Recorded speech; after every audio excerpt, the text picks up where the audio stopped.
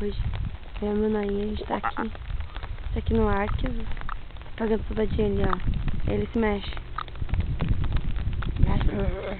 Vai pra casa. Esse lugar aqui é bem interessante. Ele começou a ser construído no século XIII e foi concluído no século XVI. O Christian IV. E foi o cara que também mudou o nome aqui de Oslo pra Cristiano. E depois o povo mudou de volta pra Oslo.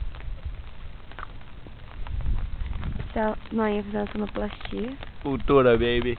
Pera aí, vamos pegar aqui uma rapidinho. E a gente... Chuva, chuva, chove, chove, chove. Olha o naviozão chegando, amor.